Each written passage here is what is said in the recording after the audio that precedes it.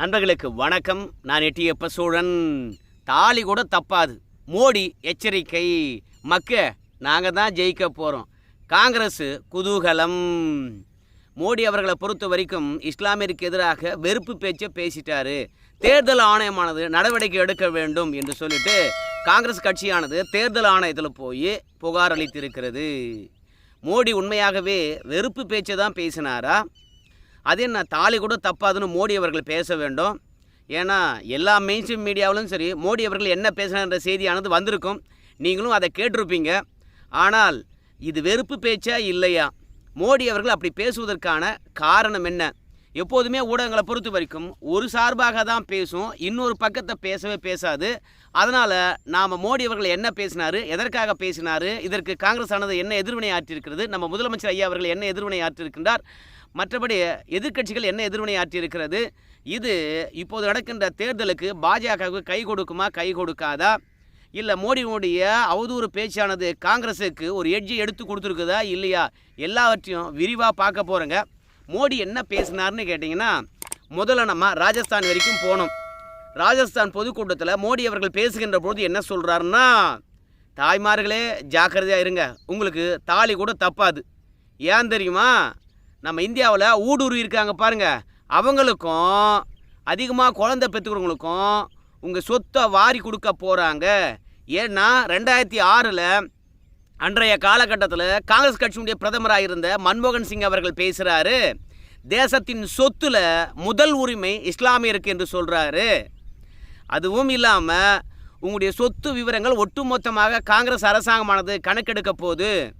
தங்கம் என்பது மகாலட்சுமியுடைய இருப்பு, அதை கணக்கெடுக்க போகிறாங்க. உங்கள் ஃப்ளாட்டை கணக்கெடுக்க போகிறாங்க. அரசு ஊழியர்களுடைய சொத்துக்களை கணக்கெடுக்க போகிறாங்க. நீங்கள் கிராமத்தில் இருந்திருப்பீங்க, ஏதாவது ஒரு வேலையை தேடி சிட்டிக்கு போயிருப்பீங்க, அங்கே போய் ஒரு வீடு கட்டியிருப்பீங்க. இப்போ காங்கிரஸ் ஆனது உங்களுடைய 2 வீட்டையும் கணக்கெடுக்க போகுது. அப்படி கணக்கெடுத்து ஒட்டுமொத்த சொத்தையும் பங்கிட்டு தர போகிறாங்க. யாருக்கு தர போகிறாங்க? சட்டவிரோதமாக ஊடுருவனவங்களுக்கும் அதிகமாக குழந்தை பெற்றுக்கிறவங்களுக்கும் வாரி கொடுக்க போகிறாங்க. உங்கள் சொத்துக்களை இன்னொருத்தருக்கு கொடுப்பதுக்கு நீங்கள் தயாராக இருக்கிறீங்களே? நீங்கள் உழைச்சதை உங்கள் குழந்தையுடைய எதிர்காலத்துக்காக சேர்த்து வைத்திருப்பதை அடுத்தவங்களுக்கு கொடுப்பதுக்கு தயாராக இருக்கிறீங்களா? இந்த மாதிரி மனநிலையானது நகர்ப்புற நக்சல் மனநிலை. இது கம்யூனிஸ்ட் கொள்கையினுடைய ஆணிவேறு. இப்படி கம்யூனிஸ்ட் கொள்கை ஊறி போயிருக்கின்ற பல நாடுகளும் அழிந்துதான் போயிருக்கிறது. இப்போ காங்கிரஸ் ஆனது ஒட்டுமொத்தமாக கணக்கெடுத்து உழைத்து சம்பாதித்து வைத்திருக்கின்ற சொத்துக்களை எல்லாம் பிடுங்கி இன்னொருத்தருக்கு தர போகிறாங்க. என் சகோதரிகளே, என் தாய்மார்களே, உங்கள் தங்கத்தையும் கணக்கெடுக்க போகிறாங்கன்னு சொல்லியிருக்கிறாங்க இல்லையா? அதனால் உங்களுக்கு தாலி கூட மிஞ்சாது, ஜாக்கிரதையாக இருங்க அப்படின்னு நம்ம மோடி அவர்கள் பேசியிருக்கின்றார்.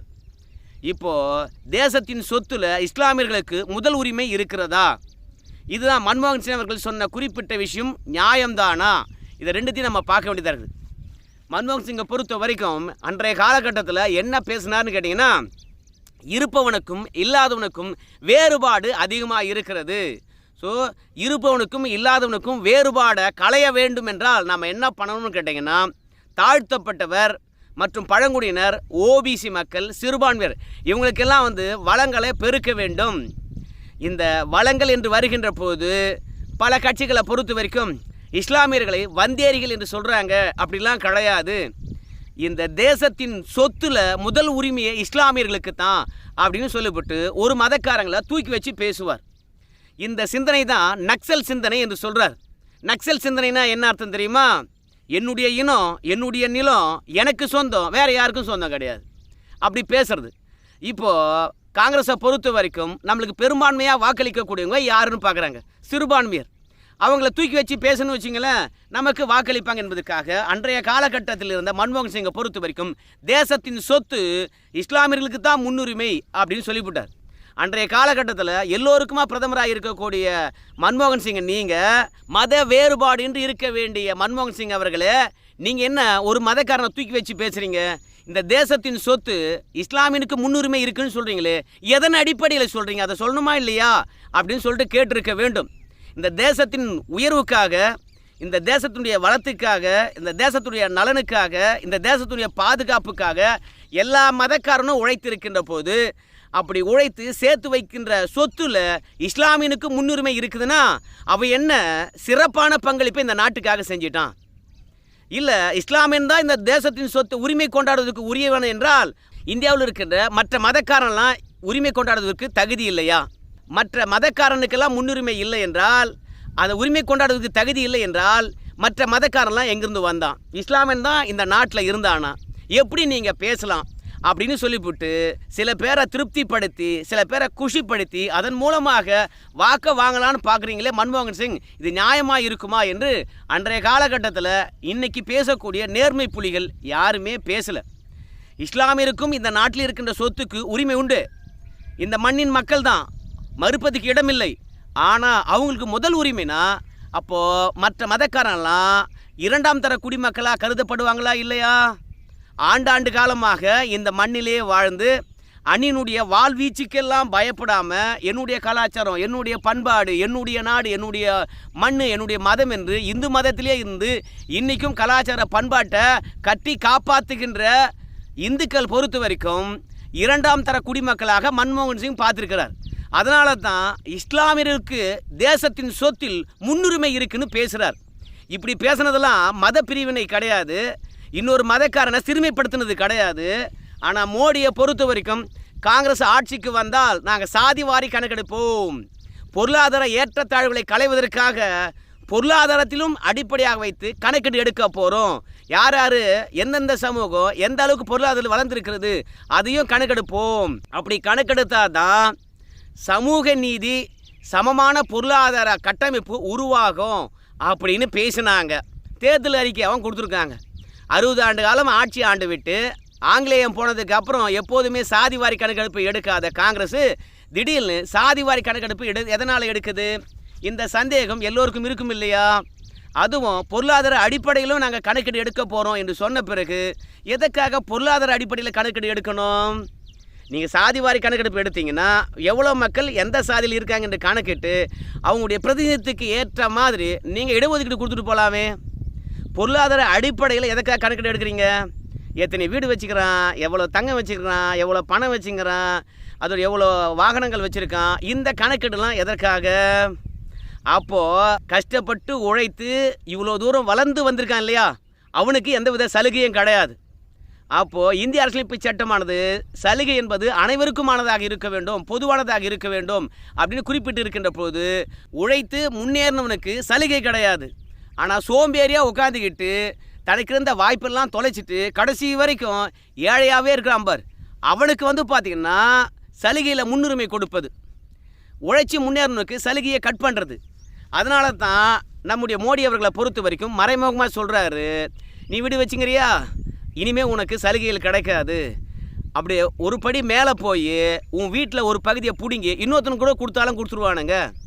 உன்னுடைய குழந்தை குட்டிக்கு நீங்கள் தங்கம் வாங்கி வச்சுருப்பீங்க கல்யாணம் காட்சிக்காக, அதையும் பிடுங்கி பங்கிட்டுருவானுங்க. ஏன்னா உழைச்சி முன்னேறினவன் மட்டும்தான் சுகமாக இருக்க முடியும், பொருளாதாரத்தில் உயர்ந்திருக்க முடியும். உழைக்காமல் இன்னொரு நாட்டில் இருந்து நம்ம நாட்டுக்கு வந்து குடியேறினான் பாருங்க, அவன் என்னத்தை பெருசாக வளர்ச்சி அடைந்திருக்க முடியும்?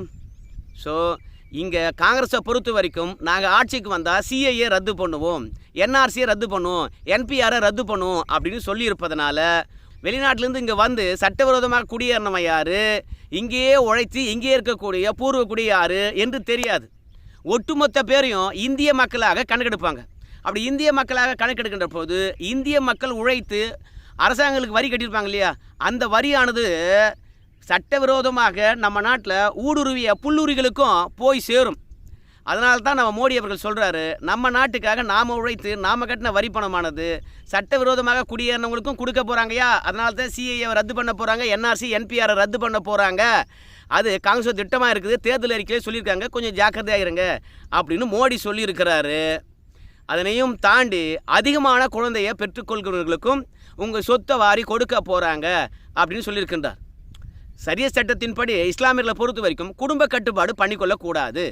ஆனால் இந்துக்களாக இருந்தாலும் சரி, கிறிஸ்துவர்களாக இருந்தாலும் சரி, குடும்ப கட்டுப்பாடு பண்ணிக்கிறாங்க. அப்படி குடும்ப கட்டுப்பாடு பண்ணிக்கின்ற பொழுது தன்னுடைய பொருளாதார நிலைக்கு ஏற்ற மாதிரி ஒரு குழந்தையோ 2 குழந்தையோ பெற்றுக்கொள்கின்றார்கள், அதற்காக உழைக்கின்றார்கள், அவங்க பொருளாதாரத்தில் உயர்ந்திருக்கிறாங்க. ஆனால் தொடர்ச்சியாக குழந்தையை பெற்றுக்கொண்டே இருக்கிறவங்களுக்கு பார்த்திங்கன்னா 10 குழந்தை இருக்கின்ற போது அவங்க என்ன தான் உழைத்தாலும் சரி அவங்க பொருளாதாரத்தில் முன்னேற முடியாது. அப்போது அதிகமாக குழந்தை பெற்றுக்கொள்ளுகின்றவர்கள் பொருளாதாரத்தில் குறைந்திருப்பாங்க. அப்போது பொருளாதாரத்தில் குடும்ப கட்டுப்பாடு பண்ணிக்கிட்டு உயர்ந்திருக்கான் பாரு, அவனுக்கு வர வேண்டிய சலுகையானது தொடர்ந்து குழந்தை பெற்றுக்கொண்டு கிடக்கின்ற அதிகமான குழந்தையை பெற்றுக்கொள்ளுகின்ற இஸ்லாமியர்களுக்கு மடைமாற்ற போகிறாங்க. அதனால் காங்கிரஸ் ஆட்சிக்கு வந்தால் நீங்கள் உழைத்து முன்னேறின உங்கள் உழைப்பானது உங்களுக்கு இல்லாமல் அடுத்தவனுக்கு போக போகுது அப்படின்றது மோடியுடைய குற்றச்சாட்டாக இருக்குது. அதுக்கு தான் பார்த்திங்கன்னா நம்ம மோடியை பொறுத்த வரைக்கும் தோல்வி பயம் கண்ணில் வந்துச்சு. நாங்கள் வெற்றி பெற போகின்றோம், பொடா மக்கு மோடியை நாங்கள் தான் வெற்றி பெற போகிறோம் அப்படின்னு காங்கிரஸ்காரங்க சொல்கிறாங்க. அதுக்கு அவங்க என்ன காரணம் சொல்கிறாங்கன்னு கேட்டிங்கன்னா, முதல் கட்ட தேர்தலானது நடந்து முடிந்துடுது. அந்த 120 தொகுதியில் காங்கிரஸுக்கு தான் வெற்றி வாய்ப்பு அதிகம் என்று தகவல் வந்தாச்சு மோடிக்கு.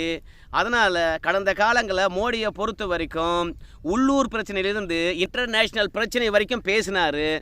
ஆனால் இப்போது இருக்கின்ற நிலைமையானது வெற்றி கேள்விக்குரிய ஆன உடனே மதத்தின் அடிப்படையில் பிரிவினை ஏற்படுத்தும் விதமாக பேசி போட்டார் அப்படின்னு சொல்லிட்டு மல்லிகார்ஜுன கார்கே அவர்கள் சொல்கிறாரு, ராகுல் காந்தி அவர்கள் சொல்கிறாரு, கம்யூனிஸ்ட் கட்சிக்காரங்க சொல்கிறாங்க.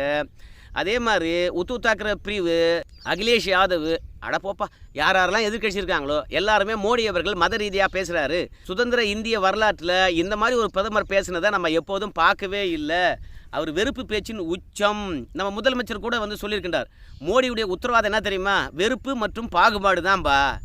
அவருடைய ஆட்சி மீது மக்கள் கோபத்தில் இருக்கிறாங்க. அந்த கோபத்தை திசை திருப்புவதற்காக மோடியை பொறுத்த வரைக்கும் மதத்தை கையில் எடுத்துட்டாரு, இஸ்லாமியர்களை தரக்குறைவாக பேசுகிறாரு. இத்தனை நாளும் பொருளாதார ஏற்றத்தாழ்வு இருந்தது, சமூகங்களுக்குள்ளே பார்த்திங்கன்னா ஏற்றத்தாழ்வுகள் இருந்தது. அதெல்லாம் சீர்படுத்த காங்கிரஸ் ஆட்சி வந்தால் சாதிவாரி கணக்கெடுப்பு எடுப்போம், பொருளாதார ஏற்றத்தாழ்வுகளை கணக்கெடுப்பதற்காக பொருளாதார முன்னேற்றங்கள் குறியீடுகளை நாங்கள் கணக்காக எடுப்போம் அப்படின்னு சொல்லியிருக்கிறாங்க. அதை திருச்சி மோடி அவர்கள் இன்றைக்கி தேவையில்லாத பரப்புரை பண்ணியிருக்கிறாரு.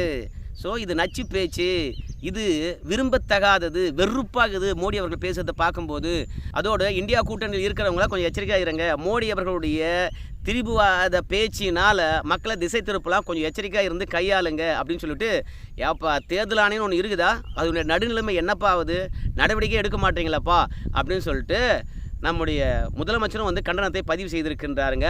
இப்படி கண்டனத்தை தெரிவித்திருக்கிற இந்த தருணத்தில் மோடி அவர்கள் ராஜஸ்தான் மற்றும் உத்தரப்பிரதேசத்தில் பேசின பேச்சானது அவருடைய இணையதளத்திலிருந்து நீக்கப்பட்டிருக்கிறது.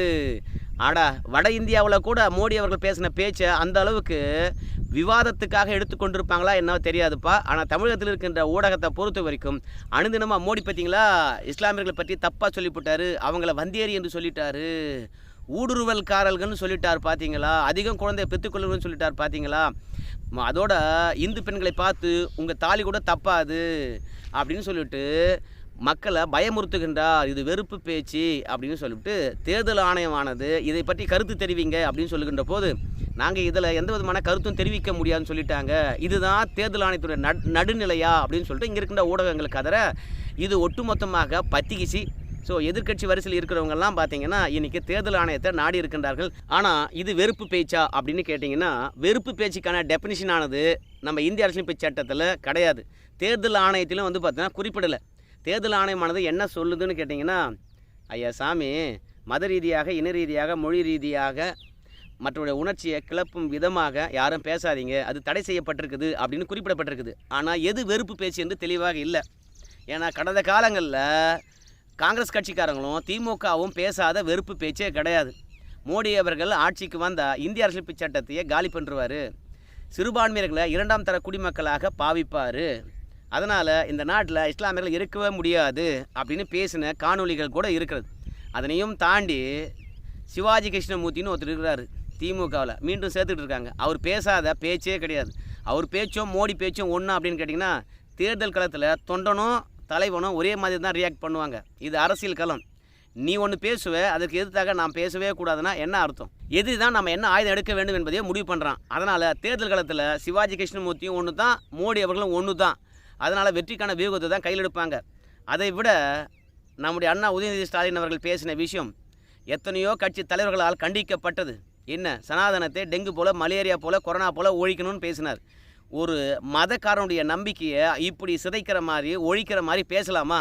இதற்கெல்லாம் எத்தனை பேர் கண்டனத்தை தெரிவித்திருக்கிறாங்க. அதுலேயும் மோடியை பொறுத்த வரைக்கும் என்ன சொல்லியிருக்கான்னு கேட்டிங்கன்னா, காங்கிரஸை பொறுத்த வரைக்கும் எப்போதும் அடுத்தவன் சொத்துல தான் கண்ணு இருக்கும், ஊழல்வாதிகளை காப்பாற்றிக்கிட்டே இருப்பாங்க, தன்னுடைய குடும்பத்தினரை வழக்கிலிருந்து காப்பாற்றுவாங்க. தொடர்ந்து கொள்ளையடிக்க வேண்டும், நாம் ஆள வேண்டும், அதிகாரத்தில் இருக்க வேண்டும் என்ற எண்ணம் இருக்கும். அதற்காக யாரையும் பலி கொடுத்துருவாங்க, யார் சொத்தையும் அபகரித்து கொள்வாங்க அப்படின்னு மோடி அவர்கள் தெரிவித்திருக்கின்றார். காங்கிரஸ் இப்போ மட்டும் இல்லை, எப்போதும் அப்படி அடுத்தவங்களுடைய சொத்துல தான் கண்ணும் கருத்துமாக இருந்திருக்குது. இப்போது காவேரி பிரச்சனை, சிவக்குமார் அவர்களாக இருந்தாலும் சரி, சித்தராமையா அவர்களாக இருந்தாலும் சரி, டெல்லி அரசாங்கமானது தமிழ்நாடுனுடைய கோரிக்கையை காதில் வாங்கிக்கிட்டு மேகதாது அணை கட்டுவதற்கு சம்மதிக்க மாட்டுறது அப்படின்னு சொல்லிவிட்டு அவங்களே யதார்த்தமாக வீடியோ பேசுகிற மாதிரி பேசி கர்நாடகாவுக்கு ஆதரவாக நாம் இருக்கின்றோம், மத்திய அரசாங்கம் கர்நாடகத்துக்கு எதிராக இருப்பது போன்று 2 மாநிலத்துக்கு இருக்கக்கூடிய சர்ச்சைக்குரிய விஷயத்தை வைத்து, அதாவது மேகதாது அணையை வைத்து பிரச்சாரம் பண்ணுது. அதன் மூலமாக வெற்றி பெறலாம் என்று நினைக்கிறது. இங்கே இருக்கின்ற திமுக பொறுத்த வரைக்கும் மேகதாது பிரச்சனையை பற்றி ஏன் பேசுகிறீங்க? நீதிமன்றத்தில் இருக்கிறது, 2 மாநில பிரச்சனையாக இருக்கிறது, மேகதாது அணை கட்ட முடியாது தெரியும். எதற்காக உணர்ச்சி வசப்பட்டு மக்களை கொந்தளிக்கக்கூடிய தேவையில்லாத விடயங்களை பேசுகிறீங்க அப்படின்னு சொல்லிட்டு கேட்டது கிடையாது. கடந்த காலத்தில் தமிழ்நாட்டினுடைய உரிமையாக இருக்கக்கூடிய முல்லை பெரியார் பிரச்சனையாக இருந்தாலும் சரி, காவிரி பிரச்சனையாக இருந்தாலும் சரி, அடுத்த மாநிலத்துக்கு உரிமையை விட்டு கொடுத்தது காங்கிரஸும் திமுகவும். அதே மாதிரி தமிழ்நாட்டுக்கு சொந்தமான கச்சத்தீவை அடுத்தவன் சொத்தை இலங்கைக்கு தாரை வார்த்தது திமுகவும் காங்கிரஸும். அதனால தான் மோடி சொல்கிறாரு, அடுத்தவன் சொத்து மீதே கண் இருக்கும், அதையெல்லாம் பிடுங்கி இன்னொருத்தரும் கொடுத்துருவாங்க, உழைக்காமல் உக்காந்துன்னு பிள்ளையா பெற்று போடுவோம், அவங்களை வாரி கொடுத்துட்டே இருப்பாங்க. அதனால் தயவு செய்து எச்சரிக்கையாக இருங்க என்று சொன்னது யதார்த்தமானது. ஏழைகளுக்கும் எளியவர்களுக்கும் புரிய வேண்டும் என்பதற்காக காங்கிரஸ் சாதிவாரி கணக்கெடுப்பு, சமூக நீதி அந்தஸ்து, பொருளாதார கணக்கெடுப்புன்னு எடுக்க போகிறோன்னு சொன்னாங்க பார்த்தீங்களா? அது புரியுமோ புரியலையோ அதை மோடி அவர்கள் பிரித்து பேசியிருப்பதாக பாஜகக்காரங்க சொல்கிறாங்கப்பா. அதில் மல்லிகார்ஜுன கார்கே பொறுத்த வரைக்கும், மோடியை பொறுத்த வரைக்கும் ஒரு நடுநிலையானவராக இருப்பார்னு நினச்சோம். RSS வகுப்பில் மோடி அவர்கள் கற்றுக்கொண்டதாக இருந்தாலும் சரி, அதனை தாண்டி பாஜகவுடைய கெட்டுப்போன ஈரல் அழுகி போன சித்தாந்தத்தின் அடிப்படையில் இப்போதெல்லாம் மோடி அவர்கள் பேசுகின்றாருங்க. இந்த வெறுப்பு பேச்சு என்பது வளர்ச்சியை பற்றி பேசின நம்ம மோடி இப்போதைக்கு மத சாதி கையில் எடுத்துட்டாரு, வெற்றிக்கான வேலையை மட்டும் பார்க்குறாரு. இது சரி கிடையாது, தேர்தல் ஆணையம் நடவடிக்கை எடுக்க வேண்டும். 2014 மோடி அவர்களை வளர்ச்சியின் நாயகனாக காட்டினாங்க, அவர் வளர்ச்சி பற்றி பேசினார். 2019 பார்த்தீங்கன்னா அனைவரையும் உள்ளடக்கிய வளர்ச்சி வேண்டும், அனைவருக்குமான வளர்ச்சி வேண்டும் என்று பேசினார். ஆனால் இன்றைக்கி அந்த மாதிரி எதுவுமே பேசாத இஸ்லாமியர்களை இழிவுபடுத்தி அவங்க என்னவோ 2ஆம் தர குடிமக்கள் மாதிரி, அவங்களுக்கு எந்த உரிமையும் இங்கே இல்லாத மாதிரி, வந்தியறிகள் மாதிரி பேசுகிறாரு அப்படின்னு சொல்லிட்டு மோடி இந்துக்களை குறிவைத்தா காங்கிரஸ் இஸ்லாமியரும் கிறிஸ்துவர்களும் குறிவைக்கிறது. மொத்தத்தில் இந்த தேர்தல் முடிவடைகின்ற வரைக்கும் அனல் பறக்கும் பொழுது அத்தனை மக்களும் நம்மளாம் இந்தியா நாட்டில் தான் இருக்கிறோமா, இல்லை தனித்தனியாக பிரிந்து கிடக்கிறோமா, அவனுக்கு விருப்பப்பட்டவனை ஆதரித்து பேசுகிறான்னு நம்மளை எல்லாரையும் ஒன்று சேர்த்து அவனும் பேச மாட்டானா என்ற எண்ணம் எல்லாருக்கும் இருக்கும். ஸோ அரசியல் களம் என்பது அப்படி தான் இருக்கும். ஆனால் இது நீடித்து ஒற்றுமை இருக்கக்கூடிய இந்தியாவுக்கு உதவுமான்னு கேட்டிங்கன்னா சத்தியமாக உதவாது. அது காங்கிரஸ் தொடங்கி வச்சது, இப்போ பாஜக கையில் தவழ்கின்ற பிரிவினை குழந்தையாக இருக்கிறது. பார்க்கலாம் இந்த களம் யாருக்கு சாதகமாக வாய்க்கப் போகுது என்று சொல்லிவிட்டு எல்லாம் ஒத்த வாக்குக்காக கத்துன்னு கத்துறாங்க. அத்தனை பேரும் பிரித்து பார்க்குறாங்க. என்ன நடக்க போகுதுன்னு பொறுத்து பார்க்கலாம். நன்றி.